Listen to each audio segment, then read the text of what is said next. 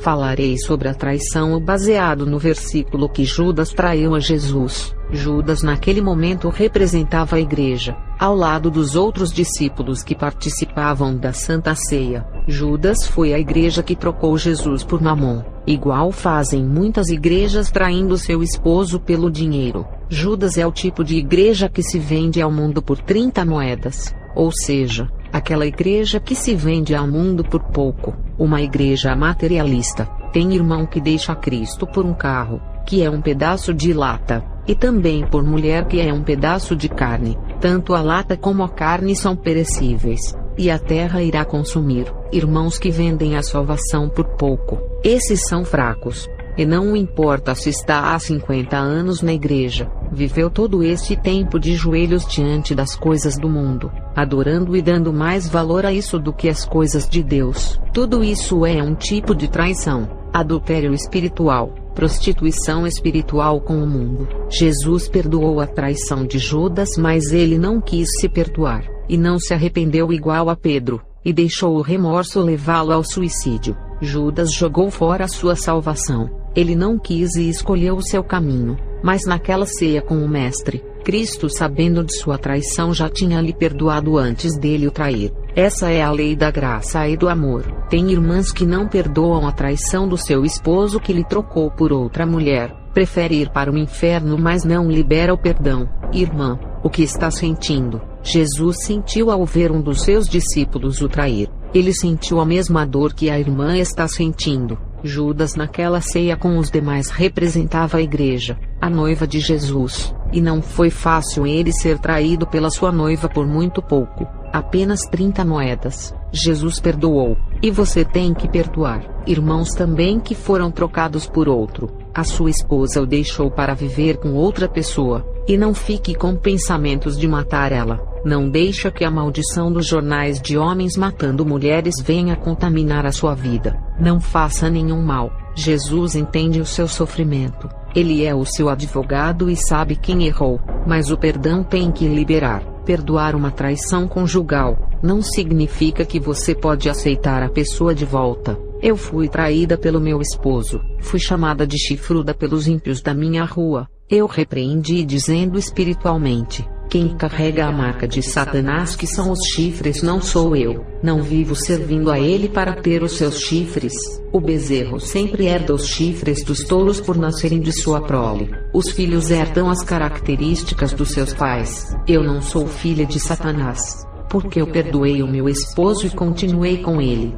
Eu poderia ter deixado, mas eu tive misericórdia de sua vida. Ele era cego e estava no mundo, e também se eu deixasse ele, a minha família iria se destruir. Ele sempre foi o cabeça da família na área de provedor e disciplinar os filhos para não cair no mundo das drogas e do tráfico. Mesmo não convertido, era um pai rígido que segurava os nossos filhos, alertava das amizades ruins. Enquanto eu fazia a missão, ele cuidava dos nossos filhos. Se eu deixasse, ele não poderia fazer a missão em paz, deixando os meus filhos sem pai e sem ninguém para olhar. Eu tenho amor à minha família e pensei em todas essas coisas, e Deus me revelou que tinha grande obra na vida dele. Tudo dependia dele. Pela fé, eu o enxergava ao meu lado fazendo a obra. Perdoar não significa aceitar de volta. No meu caso, foi uma escolha minha em particular. Na parte de aceitar ou não, somos livres para escolher. Teve uma irmã que foi traída pelo seu esposo que era crente,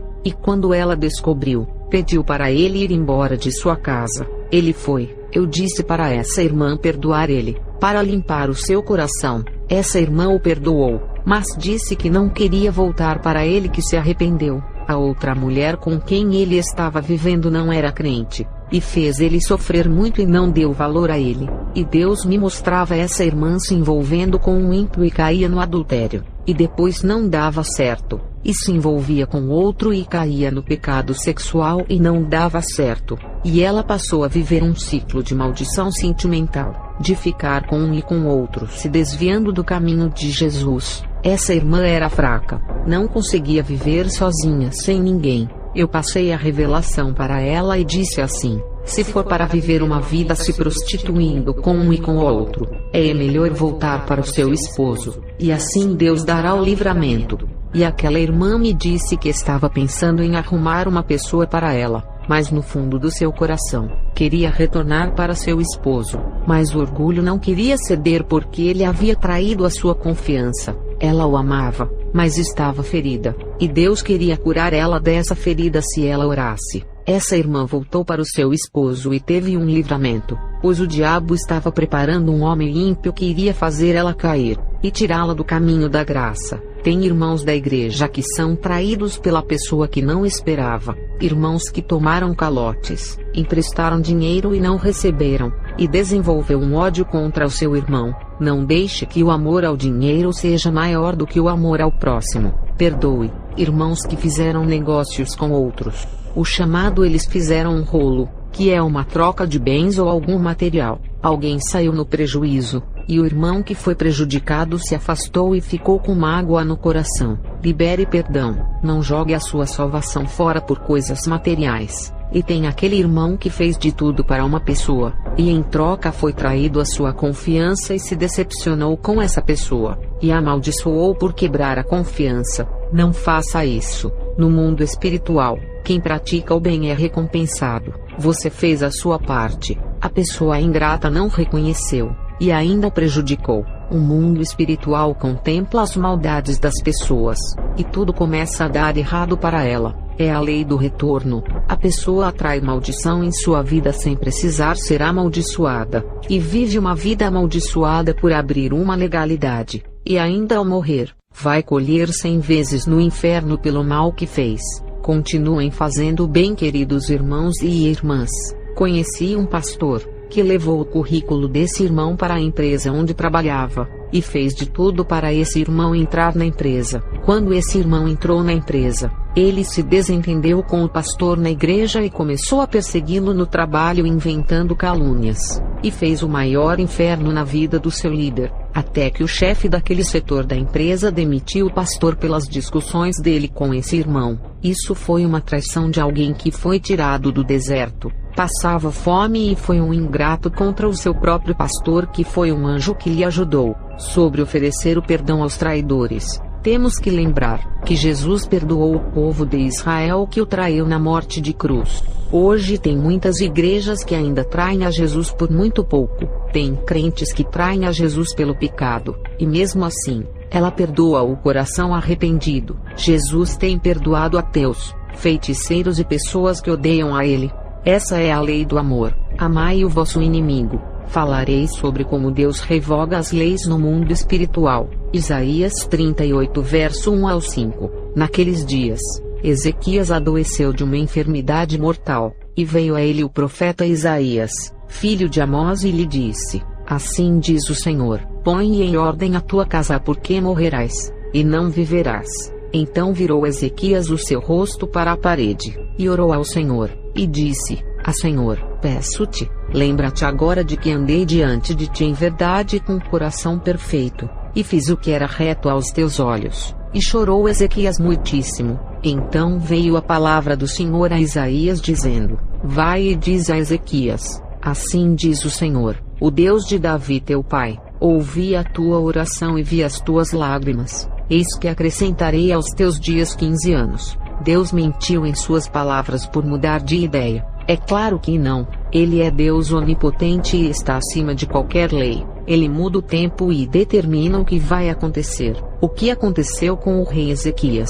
Ele praticou o pecado, e no mundo espiritual, quem pratica o pecado é digno de morte. Cada pecado vai diminuindo o tempo de vida de uma pessoa. Por isso que tem muitos jovens que morrem. O mundo espiritual reconheceu que Ezequias tinha que morrer, pois os seus pecados dão direito à morte, e pela lei que rege o mundo espiritual, chegou a hora dele colher o que plantou nessa terra. Mas o seu arrependimento alcançou a misericórdia de Deus, e isso mudou a lei do mundo espiritual. O mundo espiritual entendeu que ele não merecia morrer, porque o pecado trouxe a morte, mas o arrependimento trouxe a vida. O pecado traz a enfermidade e depois a morte, mas o arrependimento curou a enfermidade que era para a morte, e ainda foi acrescentado 15 anos de vida. Esses 15 anos é apenas uma pequena demonstração da graça de Jesus. A graça de Jesus não dá apenas 15 anos a mais, dá uma vida eterna, e o crente viverá para sempre.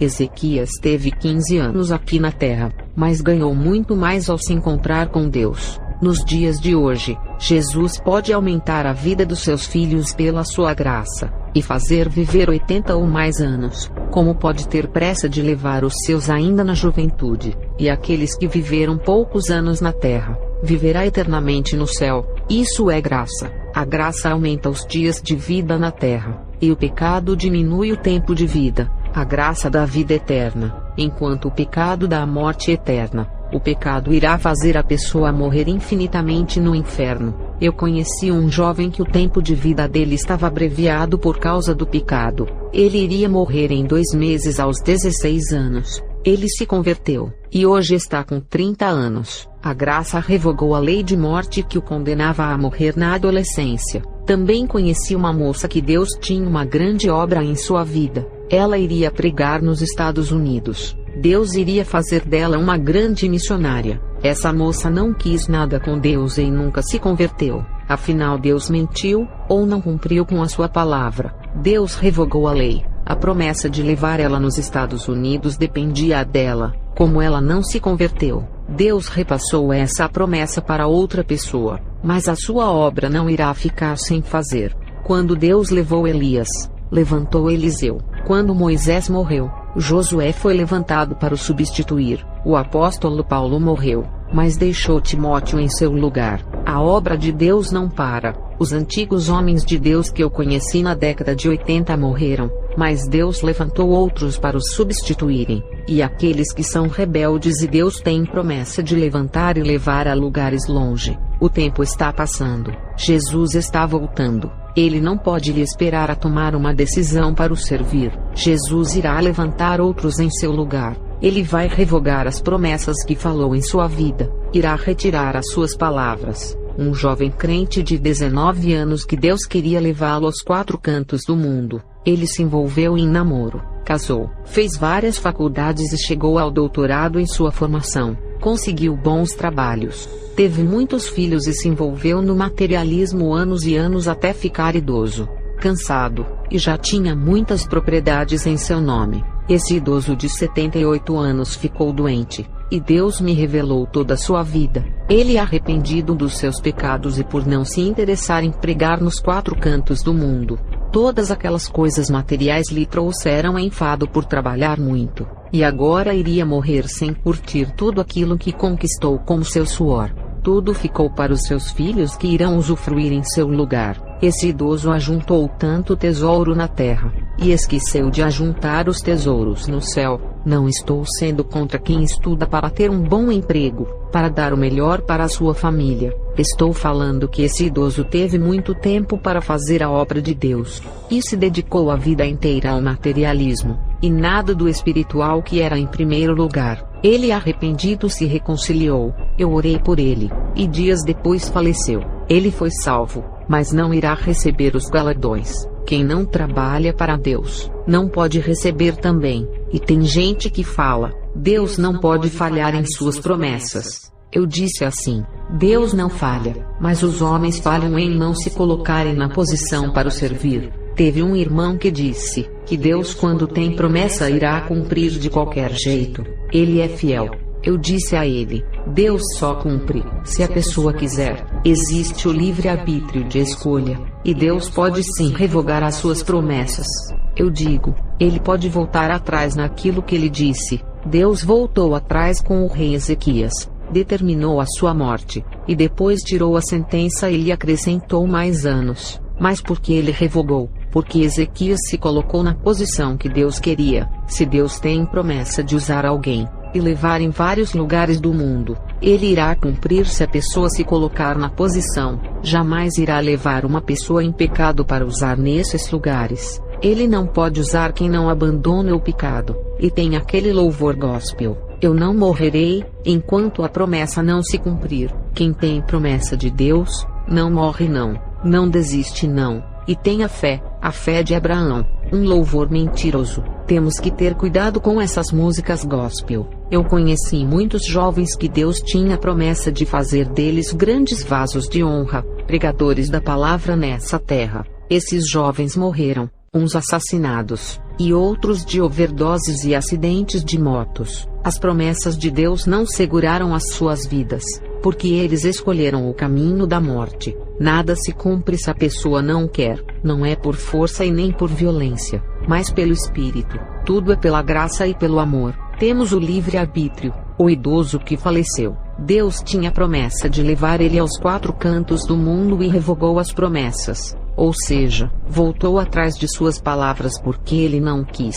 Conheci uma irmã idosa que hoje serve a Deus e faz culto nos lares. Mas ela me disse que desde jovem, Deus havia prometido que levaria ela no Japão, na Austrália e outros países para pregar. Mas ela desviou e ficou 18 anos afastada. E quando voltou, demorou 12 anos para se afirmar. Servia a Deus estando fraca na fé. Quando ela veio se despertar para fazer a obra, já tinha 71 anos. E Deus disse que não a levaria mais para pregar em outros países, porque não aguentaria o ritmo da viagem. E disse para ela fazer a obra dentro da sua cidade. Deus revogou a promessa dela pregar fora, para ela pregar em sua cidade. Segundo a Reis 1, verso 1 ao 4. Depois da morte do rei Acabe de Israel, o país de Moabe se revoltou contra Israel. O rei Acasias, que ficou no lugar de Acabe, caiu do terraço do alto do seu palácio em Samaria e ficou muito ferido. Então mandou que alguns mensageiros fossem consultar Baal-zebub, o deus da cidade filisteia de Ecrom, a fim de saber se ia sarar. Mas um anjo do Senhor mandou que Elias, o profeta de Tisbé, fosse encontrar-se com os mensageiros do rei Acasias e lhes perguntasse assim: por que vocês estão indo consultar Baal-zebub, o deus de Ecrom? Por acaso pensam que não há Deus em Israel? Digam ao rei que o Senhor Deus diz: você não vai sarar dos seus ferimentos, você vai morrer. O rei Acasias poderia viver mais se orasse a Deus, mas ele mandou o seu mensageiro consultar a outro Deus. Ele morreu por causa disso. Não quis buscar aquele que poderia aumentar os seus anos de vida na terra, e ainda oferecer a vida eterna. Ele escolheu a sua morte, ao procurar um Deus morto que não pode lhe oferecer a vida. Baal é um Deus morto, e se ele não tem vida para ele próprio por ser uma imagem, não poderia dar a vida para ninguém.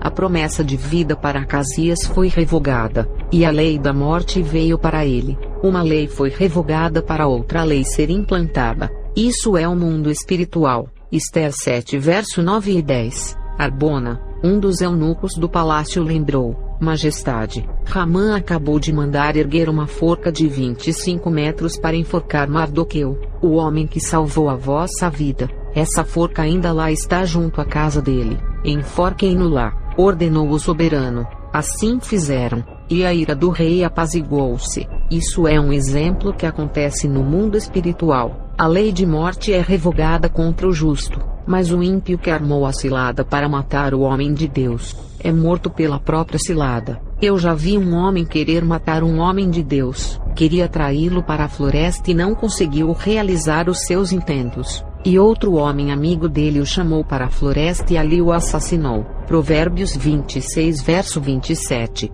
Quem cava uma armadilha, nela acabará caindo. Quem rola uma pedra sobre os outros, será atropelado pelo retorno da mesma pedra que havia empurrado. Salmos 7 verso 15 e 16. Quem cava um buraco como armadilha, cai em fossa profunda que ele mesmo fez.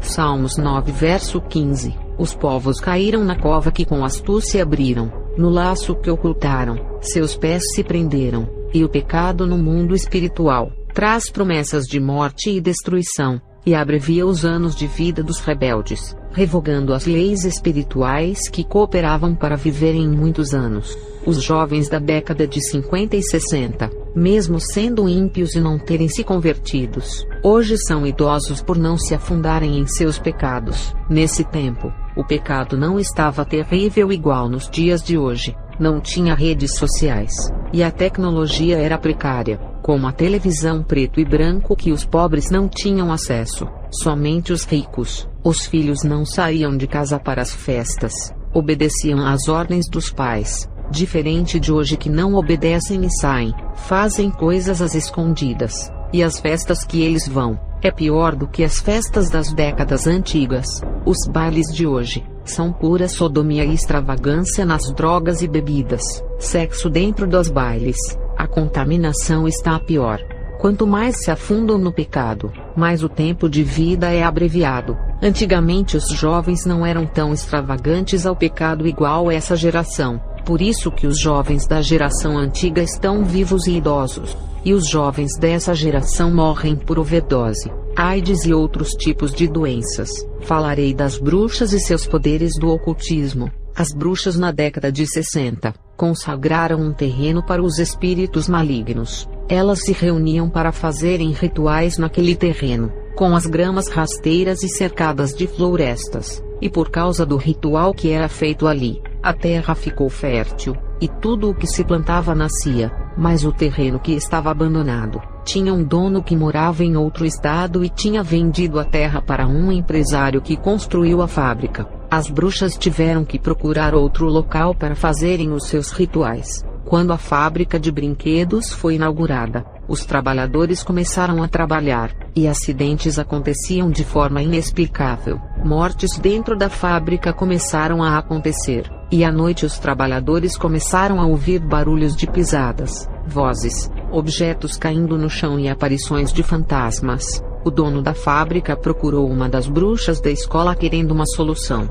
porque a produção da empresa estava sendo afetada. Ele ofereceu muito dinheiro para essa bruxa quebrar a assombração da fábrica, mas o demônio rejeitou a oferta para quebrar o pacto e disse para o dono se retirar, porque o local era consagrado. O dono da fábrica ficou frustrado por não conseguir comprar a quebra da maldição e não deixou o terreno. Ele não obedeceu em se retirar daquela terra que os espíritos diziam que lhe pertencia, e por ele se recusar a deixar o terreno que comprou, os demônios se sentiram desafiados, e a sua fábrica pegou fogo e destruiu todas as máquinas e a matéria-prima. Na época, todos pensaram que foi um curto-circuito de energia, mas não está no relatório que foram os espíritos malignos. Essa fábrica ficou abandonada, e se tornou morada dos demônios que assombram as pessoas que se aproximam dela. Essa é uma forma de intimidar as pessoas para que ninguém se aproxime para morar, principalmente os moradores de rua que não têm para onde ir. Falarei das poderosas bruxas do ar, e sobre os espíritos malignos. Na minha caminhada no mundo das trevas, conheci as bruxas de outras escolas mais habilidosas e com muito mais dons. Conheci uma bruxa que controlava o ar. Essas bruxas que se especializam em controlar o ar, são as mais terríveis dentro da classe que envolve os 4 elementos que é o fogo, o ar, a terra e a água. O filme Avatar mostra as feitiçarias envolvendo os 4 elementos. O principal personagem do filme, chamado Avatar, controla o seu primeiro elemento, que é o ar, provando que os bruxos mais poderosos são do ar.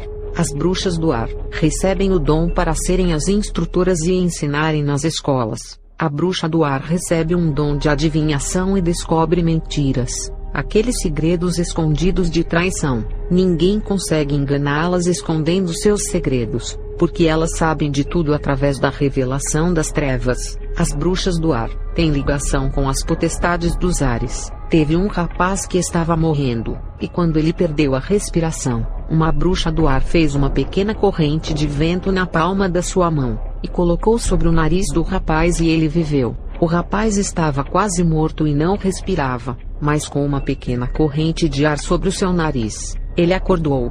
O ar é como o oxigênio. Quem já viu os médicos salvarem vidas, colocando balões de oxigênio no nariz do doente, sabe o que a bruxa do ar fez. Aqueles balões de oxigênio são como o ar que respiramos.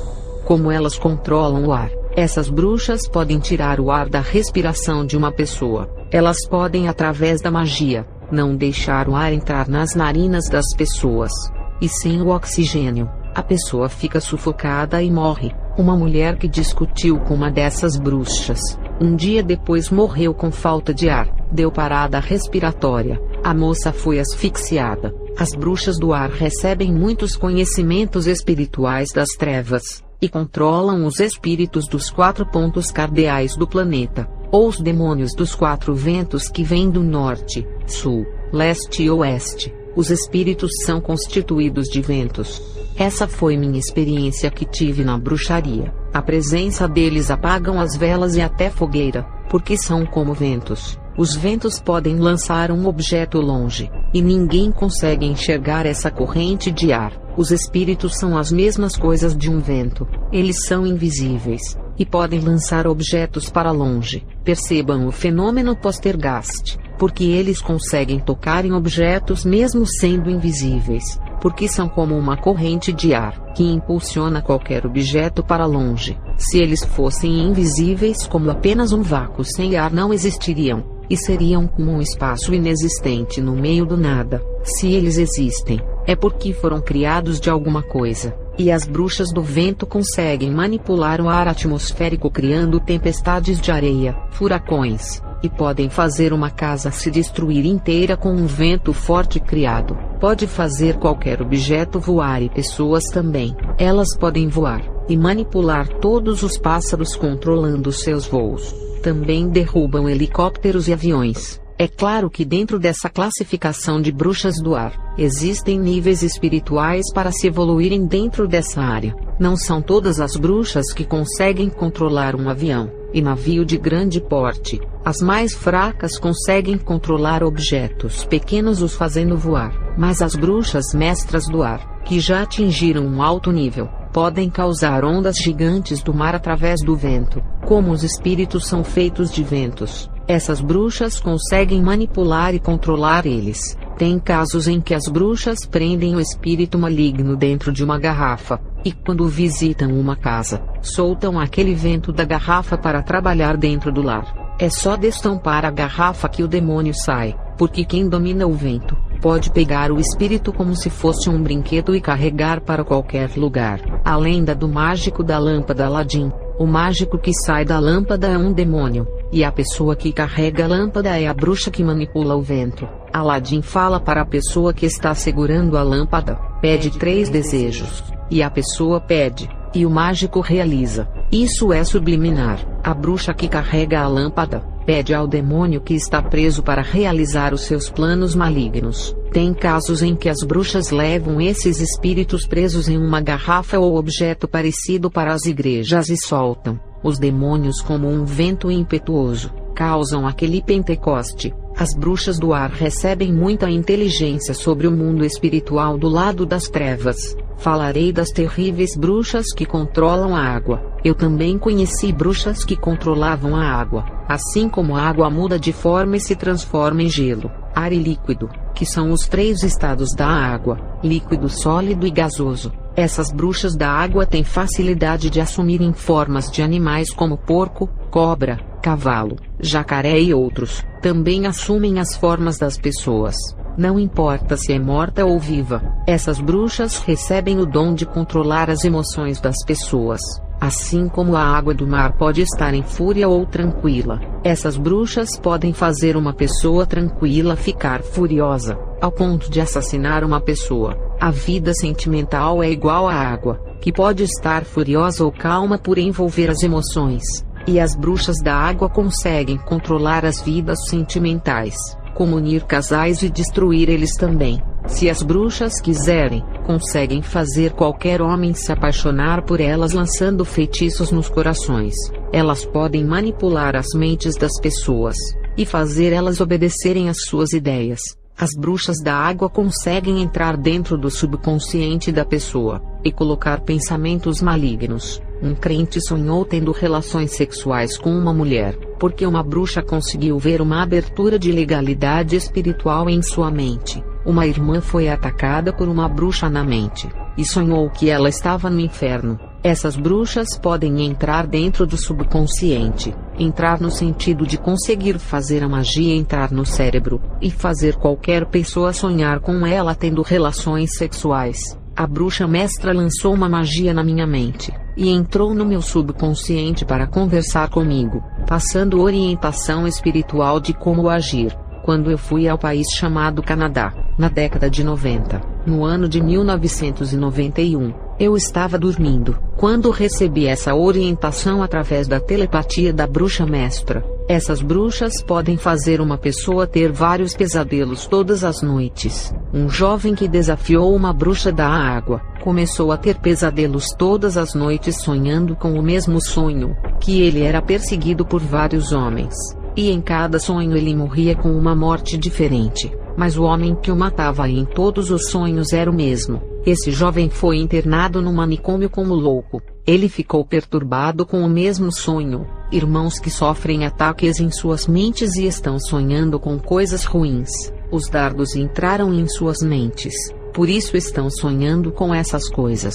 Os dardos malignos entraram, e é necessário fazer orações para Deus limpar as suas mentes, e depois que limparem a mente, façam orações para Deus revestir as suas cabeças com o capacete da salvação. O nome já diz, capacete da salvação, é o capacete que salva. Quem não tem esse capacete pode perder a salvação. A mente está desprotegida, e os demônios estão tendo acessos e controlam, definindo o que irão sonhar. Essas bruxas, através do controle mental, podem fazer uma pessoa se matar, ou fazer um homem matar o outro. Um médico cirurgião matou uma mulher, por ter tido sua mente controlada por uma bruxa que queria acabar com essa mulher que era sua rival. O médico errou na cirurgia, e causou a morte dessa mulher. Essas bruxas controlam os espíritos das águas, que além de causarem acidentes marinhos com os navios, matam as pessoas afogadas através dessas mulheres do mal. Esses mesmos espíritos saem das massas de água para destruírem o povo na terra.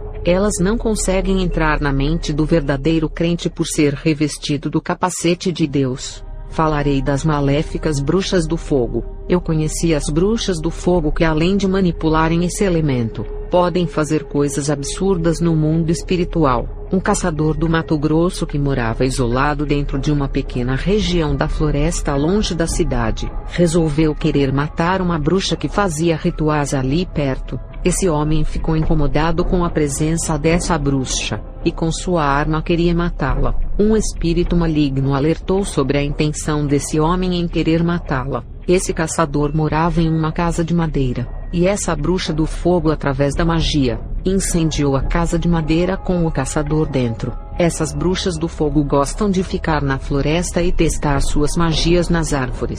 Só que o fogo mágico da magia não queima as árvores, mas quando vai em direção das pessoas que desafiam as bruxas, o fogo queima e mata. As bruxas têm autoridade no mundo espiritual. As bruxas que controlam o fogo trabalham na área de cura. Qualquer enfermidade que uma pessoa tem, essas bruxas podem curar através do fogo. O que o fogo faz com os materiais plásticos? Você consegue fechar o buraco de uma vasilha de plástico através do fogo, esquentando aquela parte que deseja fechar. O fogo derrete os metais. Se tem um buraco no ferro, através do fogo dá para derreter e soldar o ferro, e unem eles para formar uma ligação metálica formando um só metal.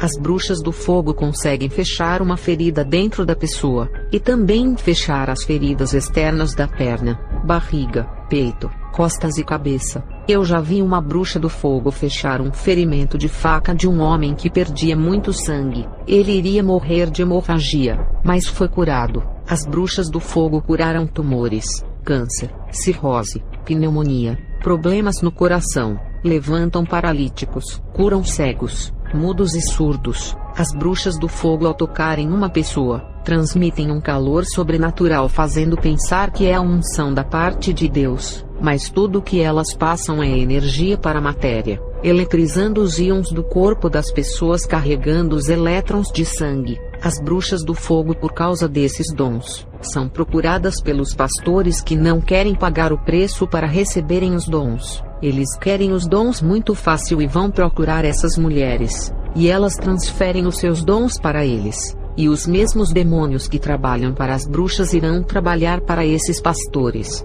No mundo das trevas, esses líderes de igrejas são conhecidos como feiticeiros por usarem poderes demoníacos. Quando as bruxas passam os seus dons para esses pastores, juntos ficam ligados no mundo espiritual porque a herança foi passada. As bruxas do fogo trabalham na área do sexo, fazendo casais se divorciarem por causa de coisas banais. Essas bruxas fazem um casal se esfriar no amor, fazendo um homem ficar impotente e ainda faz crescer um tumor na genitália. E na mulher elas fazem crescer um câncer nos ovários, faz nascer mioma no lugar do bebê, e faz um tumor crescer na barriga causando uma falsa gravidez. Essas bruxas fazem as mulheres não sentirem mais desejos pelos seus maridos causando nojo e repúdio. Essas bruxas manipulam os hormônios, e fazem seios e quadris crescerem nos meninos, deixando-os afeminados e sem crescer pelos e com a voz fina. E a moça começa a ter muitos pelos e a falar grosso. Os seios e quadris não crescem e tem um comportamento de um homem. Já no rapaz, irá nascer seios e quadris, a voz afina, grande sensibilidade e comportamento de menina. É só aumentar a testosterona na mulher e a progesterona no homem, e assim mudar a estrutura genética invertendo os sexos. Todos os homens têm 1% de progesterona para dar sensibilidade e chorar, e 99% de testosterona. Na magia, dá para fazer a progesterona crescer de 1% a 50%, e quando faz isso, as características femininas aparecem, e o desejo por homens. Como a mulher que recebeu esse feitiço não faz academia, então o seu corpo é de um homem normal. As mulheres têm 99% do hormônio progesterona, e 1% de testosterona para dar força e se defender quando a sua vida é ameaçada. Quando a mulher malha, os músculos que aparecem é a ativação desse 1% de testosterona, e quando começa a tomar esse hormônio masculino, os músculos crescem porque a testosterona foi aumentada, e o corpo da mulher fica igual de homem na academia. Na magia, sem a mulher fazer isso, dá para masculinizar o corpo feminino, fazendo o seu 1% de testosterona aumentar para 50%. O homem tem mais força que a mulher por ter mais testosterona. Deus criou a mulher com mais progesterona para ser defendida pelo homem. Os lobisomens têm muito pelos, porque a sua testosterona aumenta no máximo, e passa dos 99% e atinge 150, 200, 250%, que não é normal passar dos 100% que é o natural. Passou dos 100%, já não é mais humano. A natureza é até 100% de testosterona. Passou disso, já não é natural, é sobrenatural. Já não é a criatura perfeita de Deus, e sim uma aberração. E com isso vem grande força e agilidade. Se as bruxas do fogo conseguem manipular os hormônios dos pelos, elas conseguem transformar uma pessoa no lobisomem. Nem todos os que mudam de sexo é por opção. Tem pessoas que escolhem serem homossexuais, por causa da influência de uma novela, filmes ou amigos da sociedade. Em outros casos, isso é uma maldição lançada na pessoa que precisa ser quebrada para as coisas voltarem ao normal. Nem tudo é culpa da pessoa. Falarei das astutas bruxas do elemento terra. As bruxas da terra que controlam o elemento barro e areia. Elas trabalham em diversas áreas do mundo. Elas trabalham com a riqueza e a prosperidade. Por quê? Da onde vêm as riquezas se não da terra? O elemento terra está ligado com as riquezas. É da terra que extrai o ouro e todos os tipos de pedras preciosas. É o número de terras que mede as riquezas de um homem, que pode construir casas para vender e alugar. O carro que você compra foi feito de metais que são retirados da terra. O apartamento onde mora foi feito de bloco, cimentos, areia e ferros que são os elementos tirados da terra. O seu celular, as panelas e todas as coisas que estão dentro da sua casa, um dia já fizeram parte da terra. O dinheiro que está em sua mão é feito de árvore, que um dia foi uma semente enterrada na terra. Os alimentos que você come, arroz, feijão, frutas e legumes vieram da terra. A terra produz grandes safras de produções agrícolas que vão para os comércios e indústrias. Um homem de posse de terras pode transformar os seus terrenos em grandes plantações de frutas ou legumes, e construir grandes fazendas. Todas essas coisas lhe proporcionam dinheiro. É da terra que vem a riqueza e o sustento. Por isso que a feitiçaria chama de terra-mãe, por suprir a população mundial. Se uma pessoa quer se tornar uma celebridade, é só procurar uma bruxa da terra. No mundo das estrelas, as bruxas da terra têm sido responsáveis pelo sucesso de atores, cantores, apresentadores de televisão e empresários de sucesso. As bruxas têm feito jornalistas ficarem conhecidos, médicos ficarem famosos e cientistas terem conceito no mundo, e feitos pessoais a serem referência de conquistas no mundo. As bruxas fazem um político ser conhecido mundialmente e atraírem pessoas. Um vereador pode alcançar os cargos mais altos da política, até chegar na presidência através de uma bruxa dessa. Essas bruxas da terra fazem os pactos de riquezas, e são mediadoras entre os homens e os espíritos da terra. A terra na bruxaria simboliza a riqueza, e as feiticeiras que se formam para controlar o elemento terra e sabem trabalhar na área, ganham milhões de dinheiro nesses pactos com os empresários. Elas são mediadoras para conquistar fama, sucesso, estrelismo e fortunas. Um crente procurou uma bruxa da terra e fez um pacto de riqueza. As coisas começaram a dar certo, e conseguiu entrar no canal de televisão dos Estados Unidos para fazer programas evangélicos. Esse crente era pobre e nem era conhecido, e hoje é uma celebridade gospel dos Estados Unidos. Um pastor norte-americano muito rico, e sua igreja já era cheia de membros. Ele pregava prosperidade e cura, mas o problema é que ele não tinha nenhum dom, só tinha conhecimento para ensinar o povo dentro da sua linha de crenças. Esse pastor procurou a bruxa da terra não para pedir riquezas, porque ele já tinha demais. Esse pastor pediu o mesmo dom da bruxa do poder, para controlar o elemento terra para abençoar. A bruxa cobrou o preço muito mais alto que o pacto das riquezas, porque os dons no mundo espiritual não têm preço, por serem dádivas eternas, diferente de ter casa, carros e dinheiro que são corroídos pelas traças, ferrugens e os mofos. Isso serve de lição para os crentes, que vão para a igreja atrás de riquezas, emprego bons, grandes empresas, apartamentos, casas e carros. Para as bruxas, o mais importante é os dons das trevas, a magia e o poder para controlar os espíritos das trevas. Os crentes deveriam ir à igreja buscarem os dons, e não riquezas. Deveriam buscar o espiritual, e não o material. Buscam as coisas materiais do mundo, e não o dono desse mundo que o criou. Buscam as riquezas, e não o homem mais rico do mundo, que mora em um lugar feito de ouro puro assentado no trono de glória. Não é mais tempo de buscar as coisas da terra. Jesus está voltando, e os materialistas ficarão com os seus bens, que serão tomados pelo anticristo se não o servirem. Quem busca as coisas da terra, ficará na terra, e quem busca as coisas do céu, subirá para o céu. Voltando a falar do pastor que pediu o dom de controlar o elemento terra, a bruxa cobrou 50% da fortuna desse pastor, que foi um valor de 45 milhões, e o pastor, para conseguir esses 45 milhões, pegou 15 milhões de sua fortuna, e todos os dízimos e ofertas do povo da sua igreja, e entregou para a bruxa. Ali estava todos os dízimos suados que as pessoas deram de coração, acreditando que ele era um homem de Deus. Muitos deram aquela única oferta, que deixaram de comprar os alimentos para os filhos e deram para ajudarem na obra de Deus, provando que o seu amor por Jesus era maior que tudo. Esses que estão sendo enganados por não conhecerem o Evangelho, terão oportunidades para se salvarem, porque Deus sondou os seus corações, e viu o seu amor por ele e a sua obra. E a bruxa pegou todo aquele dinheiro com as suas mãos malignas, 45 milhões, e ungiu esse pastor com ervas de bruxaria,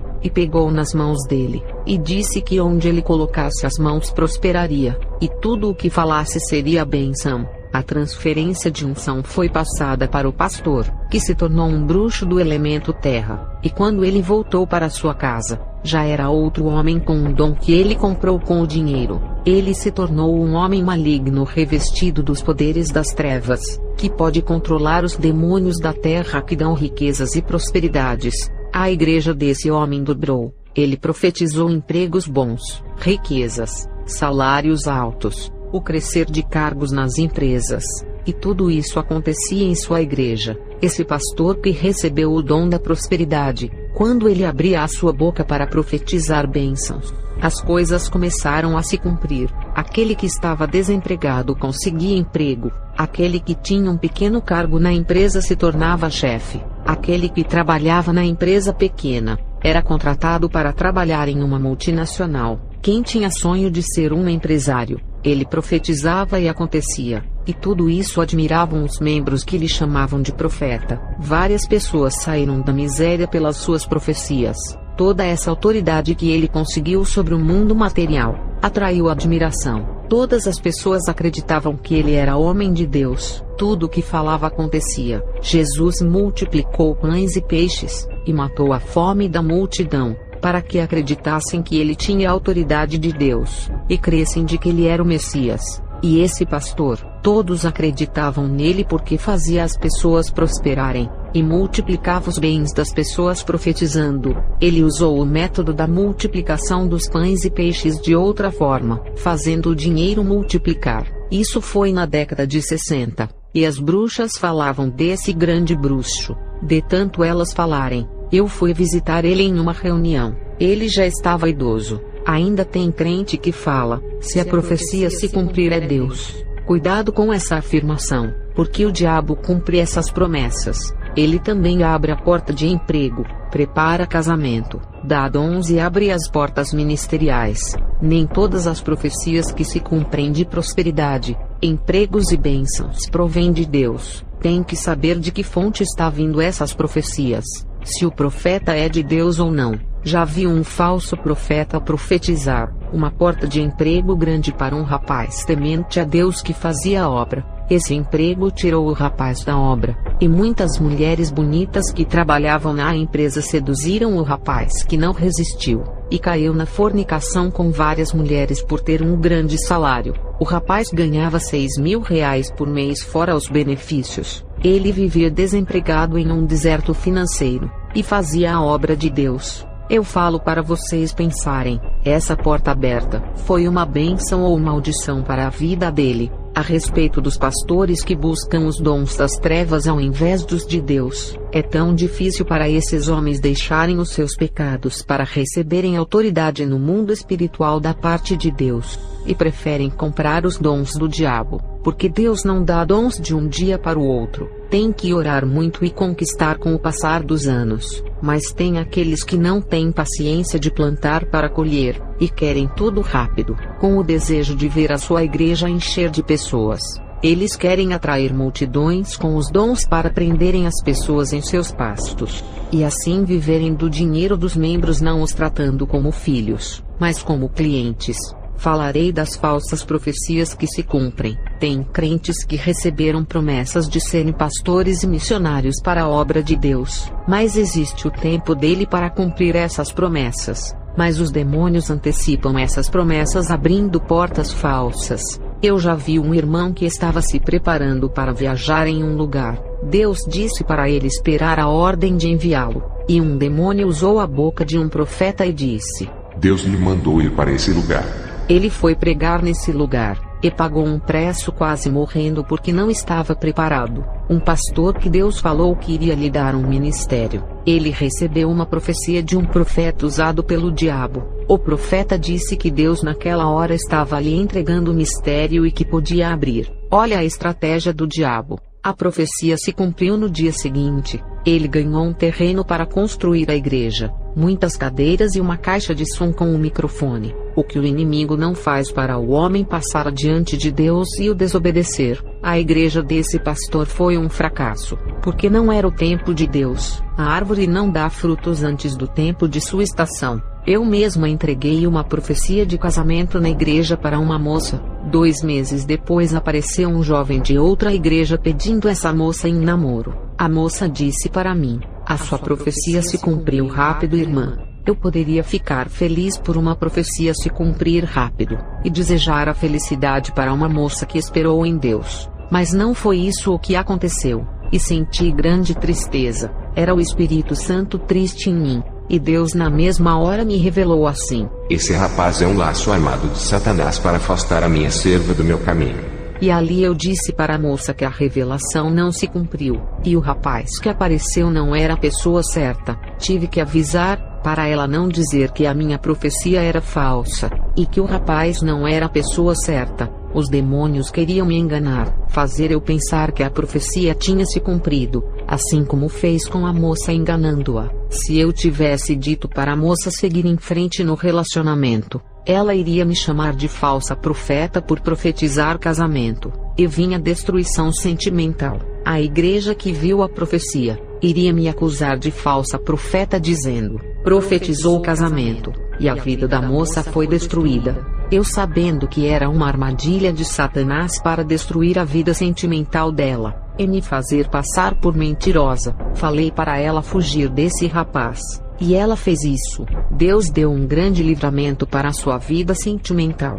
A jovem casou. A minha profecia se cumpriu. E hoje ela tem um homem de Deus que nunca brigou com ela e faz a obra. Falarei da minha experiência ao visitar os setores do império de Satanás. O demônio me levou para conhecer o império de Satanás na Terra no ano de 1991, quando o socialismo e o capitalismo dividiam o planeta em dois blocos ideológicos, e fui levada até a sede da ONU. Essas experiências que tive no ano de 1991, visitando os interiores desses animais, foram 12 horas conhecendo as estruturas e poderes dessas instituições, que controlam os ramos e lucram com eles. Quando visitei o império de Satanás, ali eu já não tinha mais dúvidas de que o mundo estava sob os seus domínios. 1 João 5 verso 19. Sabemos que somos de Deus, e que o mundo todo está sob o poder do maligno. O pecado deu força para Satanás para controlar o mundo, e levar os cativos que estão presos no seu reino. 2 Coríntios 4 verso 4. E Satanás, que é o Deus deste mundo, foi quem os cegou, quem os tornou incapazes de verem a luz gloriosa das boas novas, e de compreender a maravilhosa mensagem da glória de Cristo, que é a imagem de Deus. O versículo fala que Satanás se tornou Deus nesse mundo, não por tê-lo criado, mas pela cegueira da humanidade que fez ele ser o seu Deus, por aceitarem a desfrutar das coisas do império desse mundo. Vou revelar a experiência que eu tive no mundo espiritual quando era uma bruxa. Eu conheci alguns corpos espirituais. Um demônio me levou neles. O que são esses corpos espirituais que eu vi no mundo espiritual? São todas as instituições que exercem influência no mundo. Não são qualquer instituição, são as grandes instituições que controlam os seus setores mundiais. No mundo, são poderosas instituições governadas pelos homens poderosos, mas no mundo espiritual essas instituições são pequenos reinos. Cada pequeno reino desse, controla uma fatia do mundo. Satanás entregou cada parte do seu reino para os poderosos envolvidos com o ocultismo governar, em troca de trabalharem para o mundo das trevas. Esses homens recebem poderes de controlar uma parte do mundo. Essas grandes instituições que controlam uma parte do mundo são reinos no mundo espiritual, e que é simbolizado pelos animais que são corpos espirituais. O que são corpos espirituais? É tudo que tem cabeça, tronco e membros. Os corpos são reinos espirituais, independentemente de serem corpos de animais ou de pessoas. No mundo espiritual, a humanidade está dentro de um desses corpos. Não existe ninguém fora desses sistemas que controlam a humanidade. Um demônio apareceu a mim, e disse que iria revelar todos os impérios satânicos no mundo. Ele disse que todos os que adoram o Mestre, ele entrega uma parte do reino. Mateus 4, 8 a 9. Novamente o transportou o diabo a um monte muito alto, e mostrou-lhe todos os reinos do mundo e a glória deles, e disse-lhe, tudo isto te darei, se prostrado me adorares. Eu fiquei invisível com a magia de encantamento, porque esse demônio me convidou para visitar as instituições mais poderosas do mundo. Ele me levou para dentro da sede da Instituição Internacional de Telecomunicações.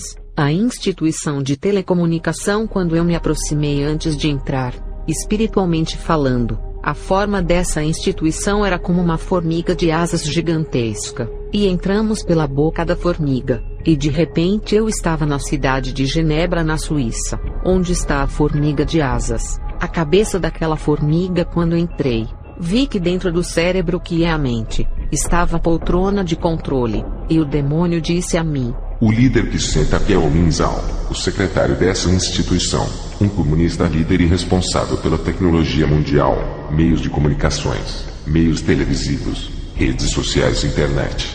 O demônio disse: essa instituição está revolucionando a robótica. O marcador facial que hoje sabemos que é o reconhecimento facial. O demônio me mostrou uma câmera, e me disse que era um monitoramento mundial, e me mostrou 2 olhos eletrônicos parecido com o robô do Big Brother. O significado desse robô do Big Brother são os olhos do anticristo vigiando o mundo inteiro. Teoria tirada do olho de Horus, o olho da pirâmide do Egito. A casa do Big Brother e a fazenda são vigiadas por essas câmeras. Isso é subliminar. Essas casas significam o mundo inteiro, e as câmeras são os olhos do anticristo. Nada consegue fugir dos seus olhos eletrônicos, que estão pelos 4 cantos do mundo. O demônio mandou eu tocar o meu polegar no aparelho. Hoje sei que é a biometria. Eu vi chips de celulares e outros chips eletrônicos que ainda não estavam na Terra. Eu vi ciborgues que são homens híbridos, parte humana e parte robô. Homens que perderam partes do corpo na guerra, e tiveram as partes substituídas pelos metais. Eu vi robôs sintéticos com esqueletos de ferro lá dentro do corpo da formiga gigante onde eu estava. Logo pensei no filme Exterminador do Futuro. E esses robôs vão ser usados em guerras por não se cansarem e não morrerem. E fiquei com pavor desses robôs dominarem a Terra e eliminarem a raça humana. Na verdade, os robôs já estão dominando carros, metrôs, computadores, tablets, celulares, drones, robôs em formas de animais. Os robôs vão dominar o mercado de trabalho. A criatura feita pelas mãos de Deus, sendo substituídas pelas criaturas feitas pelas mãos dos homens. Isso é a 4ª revolução industrial, que será a substituição dos humanos pelos robôs, que irá gerar o desemprego e a fome. Isso irá contribuir para a profecia do Cavaleiro Preto, que é o da fome. Todas essas coisas eu vi na instituição, e uma teia de aranha na forma de fios digitais. Eu vi a televisão preta e branca, que era uma caixa, e vi a sua evolução para a tela fina, a Smart TV.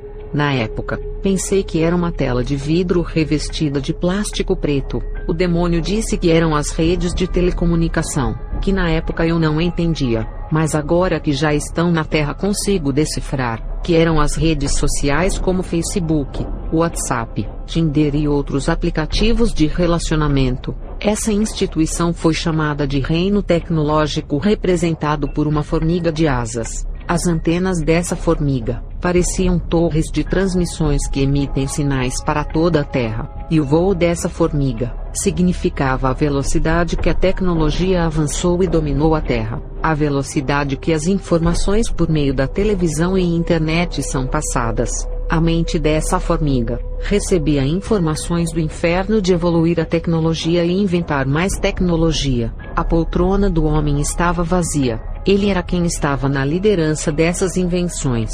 O demônio me tirou de dentro da formiga, e me levou perto de um tubarão gigante nos ares que devorava todos os peixes. Devorar os peixes significava tirar o dinheiro da humanidade até o último centavo. Entramos pela boca do tubarão, e caminhamos até o cérebro de controle, e ali dentro da cabeça do tubarão estava a poltrona do líder. Essa instituição controla as grandes empresas do mundo, e estava sendo representada por um tubarão espiritualmente. O tubarão é um animal feroz nas águas marinhas, que para manter o seu poder, tem que devorar os outros animais marinhos. Uma empresa, para se tornar poderosa, tem que devorar os clientes das empresas rivais, e engolir todas as empresas pequenas.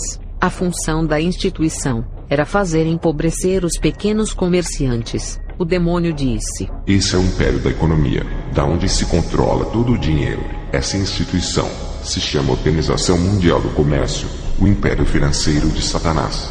Ali eu vi nomes de bancos, vi moedas e dinheiros de vários países, máquinas que produzem vários tipos de cédulas financeiras, e saímos de dentro do corpo do tubarão. Essa instituição tirava o dinheiro de alguns países, fazendo o dinheiro parar de circular, e acabava com as riquezas e economias de alguns países. E sem dinheiro ninguém comprava, e vinha a fome. Me lembrei do Cavaleiro Preto do Apocalipse. O demônio me levou para perto de um gafanhoto gigante, que abriu a sua boca e entramos para dentro dele. E na mente do gafanhoto Tinha uma cadeira de um líder que controlava aquele corpo do gafanhoto. O demônio disse: Esse reino é o da comida e bebidas que controla toda a agricultura, incluindo a terra e a água.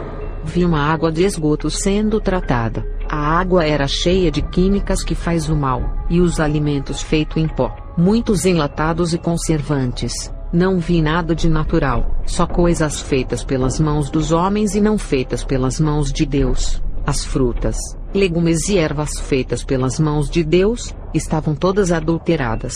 Essas coisas causam doenças graves. Todas as coisas era para matar mesmo a população pela boca.